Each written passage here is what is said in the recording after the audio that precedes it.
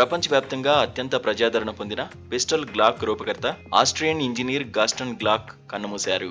ఈ విషయాన్ని Glock company ఓ ప్రకటనలో వెల్లడించింది. ఈ గన్ను ప్రపంచవ్యాప్తంగా పలు దేశాల సైన్యాలు, భద్రతా దళాలు, నేరగాళ్లు విపరీతంగా ఇష్టపడతారు. 1929లో ఆస్ట్రియా రాజధాని వియన్నాలో గాస్టన్ గ్లాక్ జన్మించారు. ఆయన మెకానికల్ ఇంజనీరింగ్ పూర్తి చేశారు. తొలుత నిత్యావసర వస్తువుల వ్యాపారం నిర్వహించారు. 1980లో సైన్యానికి వస్తువులు సరఫరా చేసే వ్యాపారం చేపట్టారు.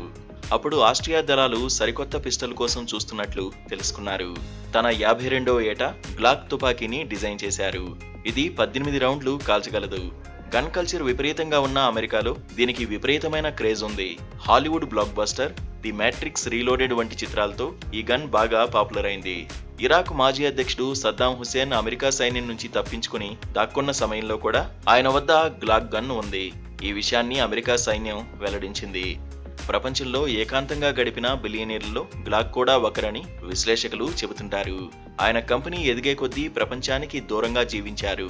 ముఖ్యంగా అమెరికాలో హింస పెరుగుతున్న కొద్దీ ఆయన ఆస్ట్రియాలోని వెల్డెన్ ఎస్టేట్లో భారీ రక్షణ మధ్య ఒంటరిగా గడిపారు. చిన్న ఆయుధాల తయారీలో గ్లాక్ తిరుగులేని సంస్థగా నిలిచింది. 2021 నాటికి ఫోర్బ్స్ లెక్కల ప్రకారం ఆయన సంపద $1.1 బిలియన్.